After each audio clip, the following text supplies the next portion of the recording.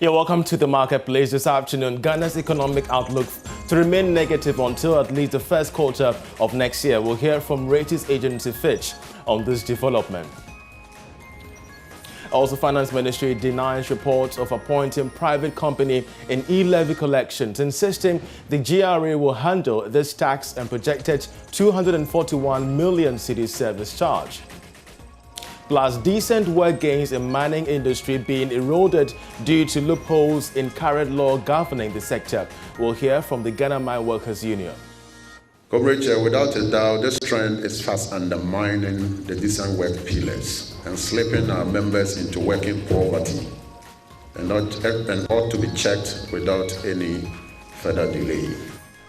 We have all these stories coming up shortly. Do stay with us.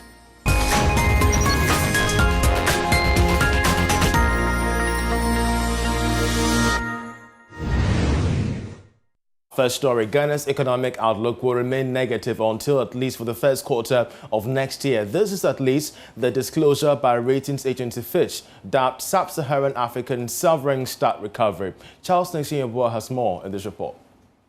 In its latest report, Fitch said the balance of outlooks of some sovereign nations in Sub-Saharan Africa, including Ghana, remains negative.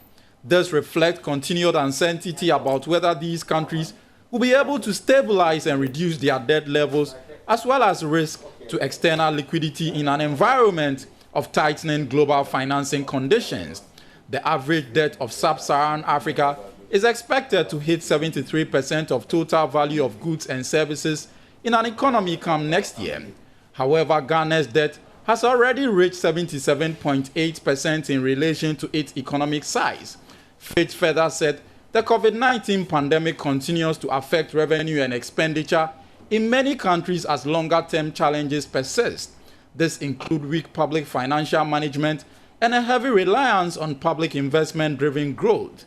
As a result, debt sustainability remains a challenge for Ghana and a number of countries, given relatively low revenue and external inflows. Meanwhile, Benin, Côte d'Ivoire, and Gabon have since witnessed positive upgrades because of improvement in their economies.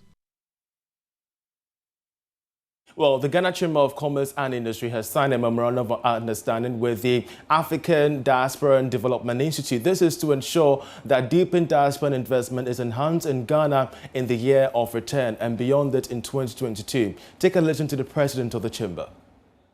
We are having our brothers and sisters from the diaspora to be with us here. And their vision and what they seek to do is very outstanding. Over the years, we've seen us moving up and we are looking at foreign direct investment.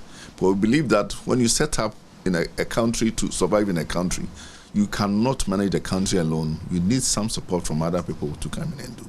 We have a lot of resources sitting down idle. We have a lot of raw materials sitting down idle. None of these we are able to add value to them. And when you look at the government 1D1 of his industrialization drive, that seeks to allow a lot of people coming in to collaborate with us to drive the nation in terms of our enhancing our industrialization. I think that what their motive seeks to do is about what I'm telling you today. And so we saw that. Why do we go out asking investors to come into our country? And our own brothers and sisters who left us some years back says that, look, we don't want to continuously sit behind, but we want to come in and support our own nation and drive. We will not sit back because we have acquired a lot of skills. We have doctors, lawyers all over coming here. A huge number of black Americans, and they are coming with huge capital investment that we don't need to go out and struggle for. And so for us as chamber, we saw that there was a need for us to collaborate with them at the beginning. And for the past 10 days, we've been with them everywhere that they go because they are coming to support their own nation. I think that this MOU is beyond what we usually do. And we want Ghanaians to know that they are here to stay. And whatever support that we have to give them is needed right now. We must see them as our own coming home, especially when we have our children who decide to move out to seek for greener pasture somewhere, then when they are coming home, it's very interesting, and the whole family is happy to meet them. And this time, we are having our brothers and sisters with us.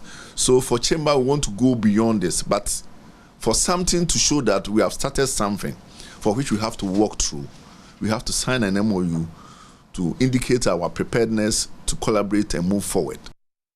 Meanwhile, the former AU chairperson to the United States and the current president of the African Diaspora Development Initiative, Arikana Kwao, explained the need for Ghana and other African countries to embrace diasporas in their developmental agenda.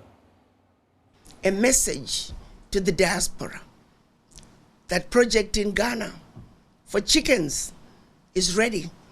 Every sector has their own budget, and every one of the budget is under 500,000. And you know why our budgets are less than 500,000? Because we got the expertise. That's where most of the cost comes in. Every one of the people coming to participate in each sector, they are doing and bringing to Ghana what they are already doing wherever they come from. We are not bringing students. Yes, we bring students with us to learn with us, but the people who are leading are specialists in their own fields. And that's why we can do it in such an affordable manner. So to answer your question, I know I've been to China and back. Simply put, Wakanda City's Centers of Excellence, Wakanda City of Return, is an incubator, a place for us to begin to beef up regionally the capacity that Africa so desperately needs, starting with those coming from the diaspora and collaborating with our brothers and sisters in Africa. Away from that, the Finance Ministry is denying report that it has settled on a private company in the collection of tax on financial transactions. The ministry in a statement noted that the Ghana Revenue Authority is the mandated institution to handle the e-levy, and therefore nothing has changed. George Rafi has the rest of the story. The Finance Ministry in a statement noted that reports making rounds that a private company has been appointed and later the contract abrogated due to concerns are not true. The ministry added that the earmarked 241 million Ghana City service charge has always been the practice when it comes to tax collections. Government adds that it has always allocated about 3% of the revenue mobilized to the tax authorities. In this particular case, the Ghana Revenue Authority will be responsible for the e-levy collections as well as take the associated service charge. The ministry in the statement did provide evidence to back the claim that during the 2022 budget presentation, the Finance Minister Ken Ofori-Atta did indeed state that the Ghana Revenue Authority will be responsible for managing this tax as well as the service charge. It added that for these taxes, the Ghana Revenue Authority is allowed to hold little fraction so that it can deal with issues of refunds as well as act as a backup for the Ghana Revenue Authority in other circumstances. It maintained that it hasn't dropped the service charge for the e-levy collections as well as the tax itself going forward, and is committed to getting all parties on board to ensure that it gets the required revenue in growing the economy.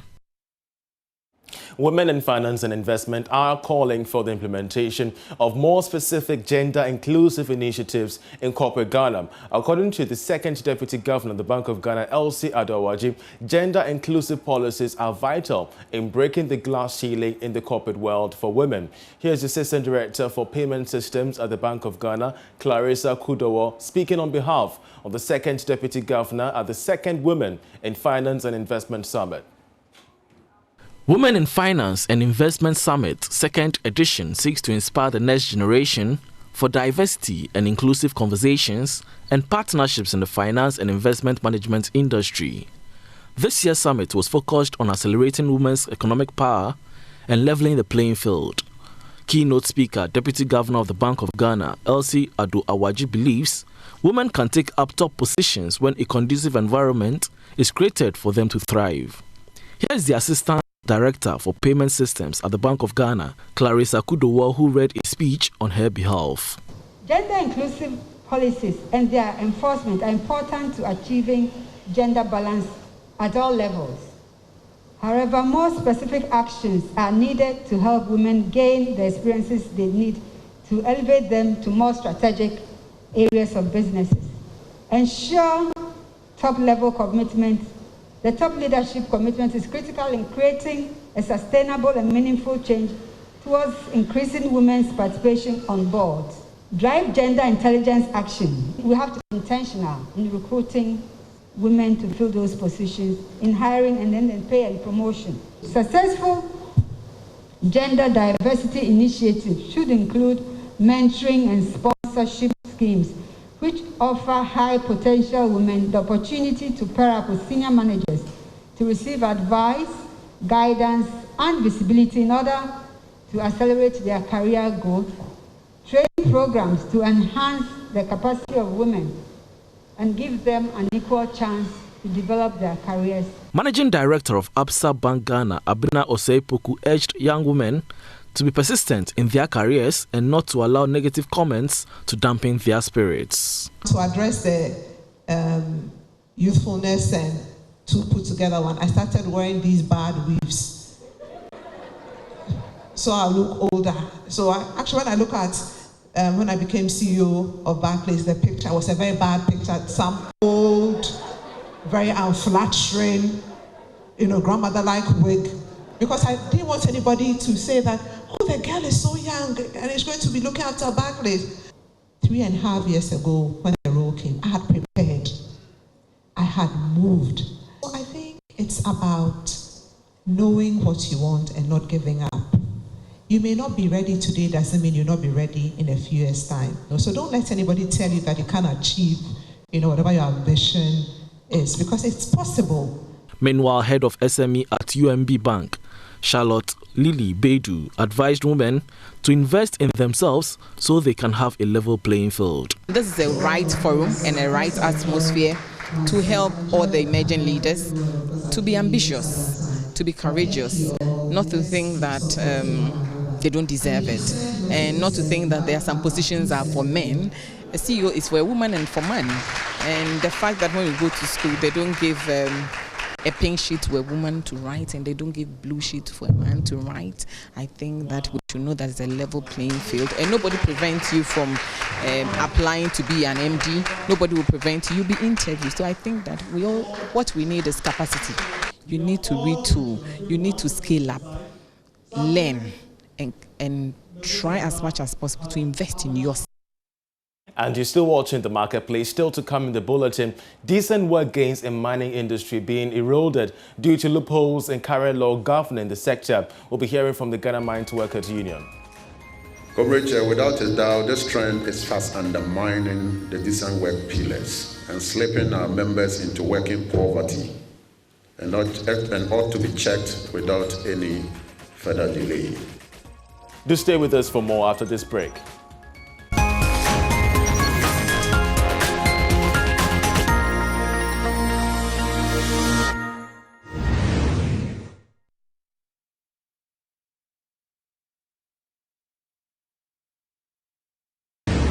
There is a gradual decline in the decent work gains achieved over the years by the mining sector. That's according to the Ghana Mines Workers Union, which attributes the menace to the pursuit of supernormal profit strategies by some mining firms. According to the union, it has identified two loopholes that exist in the mining law, which grants exemptions to employers from paying redundancy or severance packages to workers engaged in contracts of a specified duration or specified work time. General Secretary of the Union, Abdul Mumin Bana, spoke at the Union's National Executive Council meeting held in Accra. Every standard worker or permanent worker who exited the company from 2016, the same rule is replaced with a non-standard worker with relatively inferior employment conditions. Comrade Chair, without a doubt, this trend is fast undermining the decent work pillars and slipping our members into working poverty and ought to be checked without any further delay. Whilst a social dialogue is urgently imperative, Comrade Chair, it is also important to state that this phenomenon is growing at the current proportions because the regrettable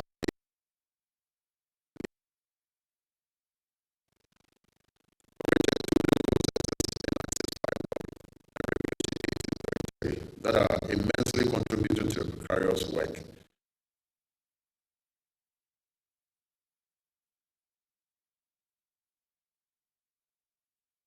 Meanwhile, the Ghana Mine Workers Union has expressed worry about multinationals taking over the country's mining concessions. According to its chairman, Mensa Jakari, the situation is threatening indigents with permanent employment within the mining sector. Some economic think tanks and other organizations have urged governments to renegotiate mining contracts to favor the country, as well as encourage Ghanaians to venture into mining businesses, though it's capital intensive. Speaking at the union's National Executive Council meeting, Mensa Jakari says the country cannot offload its natural resources to foreigners. Increasingly, employment in the mining industry is fast transforming from long and permanent status to short fixed-term contracts. This invariably had led to non-compliance of collective bargaining agreements and other conditions of employment, which increasingly is disturbing all of us. Now that we have the Chinese on board, as we speak to you now, the Chinese are on board. Golden Star, Wasa. The Chinese have taken over Golden Star, Wasa.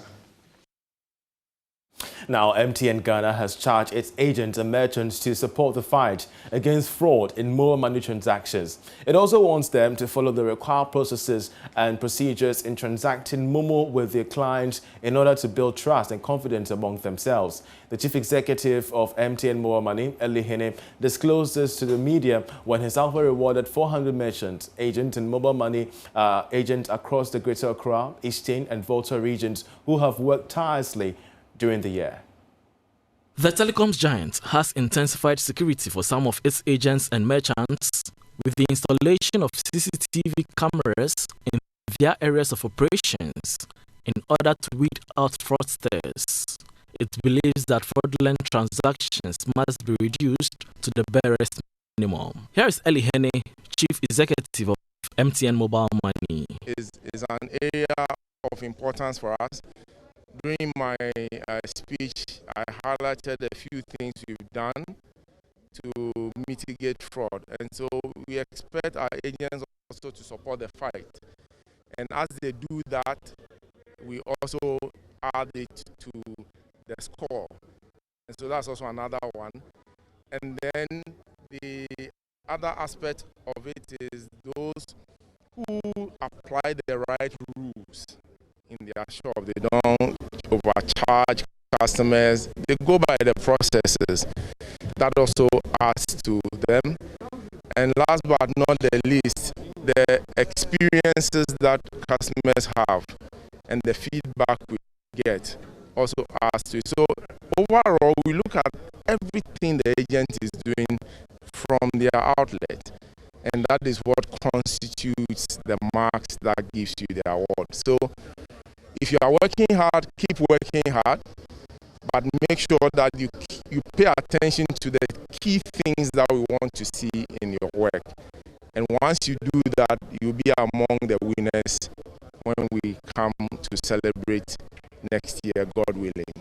The winner of the brand new Hyundai Creta SUV, Isaac Bediakon of IK Bediakon Enterprise, expressed delight for winning the award. For Femi Bay last 2 years, Eddie me to kind could buy and then encourage me ma.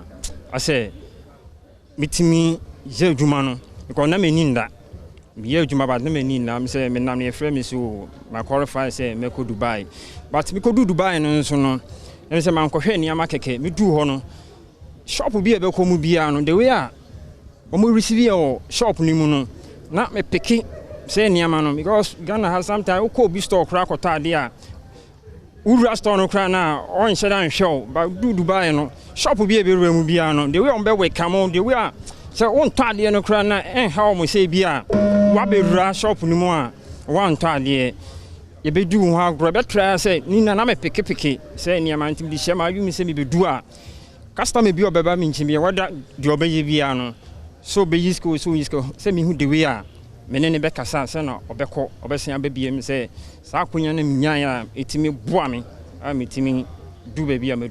Mobile money fraud cases have witnessed a nosedive since MTN began blocking phones used in defrauding customers. Now, State Insurance Company has partnered the National Union of Ghana Students to ensure the education of union members against death of their guardians. The product dubbed Campus Secure involves students paying a premium of 80 cedis each and every academic year. In the case of the demise of a guardian, the insurance will cater for the educational needs of the student. Nana Aljima was at the launch of the product and has come through this report.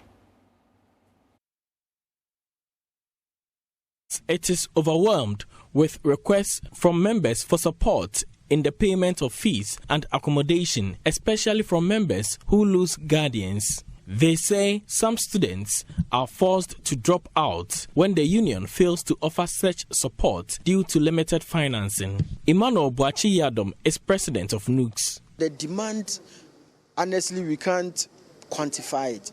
Yeah, because day in, day out, people pass away. Day in, day out, Ghanaian students need help one way or the other. Yeah, so most of the complaints has been coming through the local secretariat, and we realize, as the umbrella body, what can we do to